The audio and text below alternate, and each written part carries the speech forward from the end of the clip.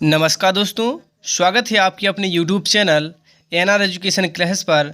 इस वीडियो में हम आपको कक्षा 11वीं विषय हिंदी त्रैमासिक परीक्षा 2021-22 के लिए संभावित प्रश्न बताएंगे। ठीक है, प्रश्न क्रमांक 6 से लेके प्रश्न क्रमांक 23 तक। ठीक है, तो आपके हम संभावित क्वेश्चन बताएंगे जिन्हें आप अच्छे से याद कर लें, पेपर में आने की संभावना है। ठीक है, तो हमारा जो प्रश्न क्रमांक 6 में पूछा जा सकता है, मीराबाई ने कृष्ण की भक्ति किस रूप में की है? इसके अथवा में आ सकता है, पथिक का मन कहाँ विचरना चाहता है। इसके बाद क्वेश्चन क्रमांक 7वां, मानव शरीर का निर्माण किन 5 तत्वों से मिलकर हुआ है? इसके अथवा में आ सकता है, कबीर ने अपने को दीवाना क्यों कहा है। इसके बाद क्वेश्चन क्रमांक 8वां, छायावादी काव्य के प्रमुख कवियों के नाम लिखिए, और इसके अथवा में आ सकता है, रीतिकाल के प्रमुख कवियों के नाम लिखिए।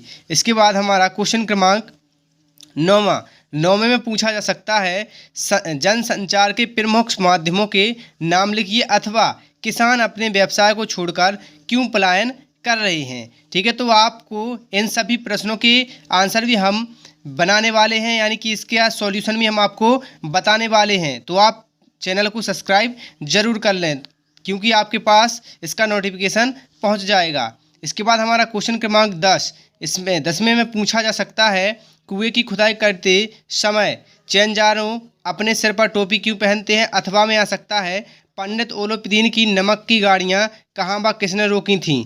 ठीक है, इसके बाद हमारा क्वेश्चन क्रमांक 11वां में पूछा जा सकता है, प्रगतिवादी काव्य की 2 विशेषताएं लिखिए। अथवा में आ सकता है, नई कविता की 2 विशेषताएं लिखिए।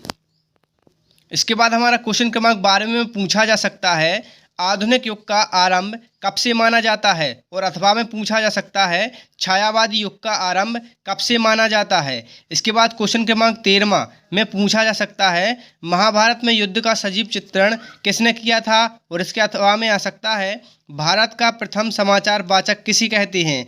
इसके बाद क्वेश्चन क्रमांक 14वें में हमारा पूछा जा सकता है, न्याय एवं नीति सब लक्ष्मी के खिलौने हैं, यह वह जैसे चाहे नचाती है, इसका भाव स्पष्ट कीजिए। इसके अथवा में आ सकता है, भक्ति काल को स्वर्णयुग क्यों कहा जाता है।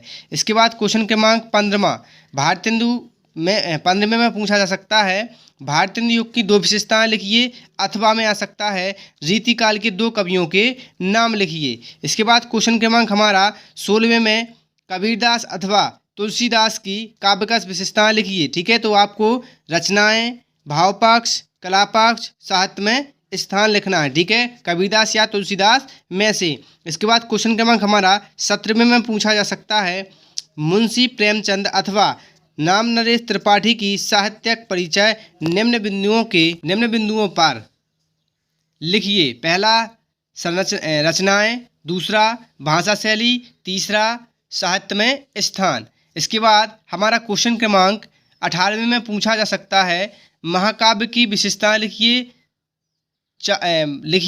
4 महाकाव्यों के नाम एवं रचनाकार लिखिए। अथवा में पूछा जा सकता है, खंडकाव्य की विशेषताएं लिखिए। 4 खंडकाव्यों के नाम एवं रचनाकार लिखिए। तो ये आपके क्वेश्चन क्रमांक 6 से लेकर क्वेश्चन क्रमांक 18 के संभावित प्रश्न हैं, जो आपकी परीक्षा के लिए महत्वपूर्ण प्रश्न हैं। तो आप इन प्रश्नों को अथवा सहित याद कर लें। ठीक है, इनमें से आने की संभावना है। तो आप चैनल को सब्सक्राइब कर लें, क्योंकि इसके बाद हम आपको इन सभी प्रश्नों का सॉल्यूशन भी देने वाले हैं। ठीक है, धन्यवाद।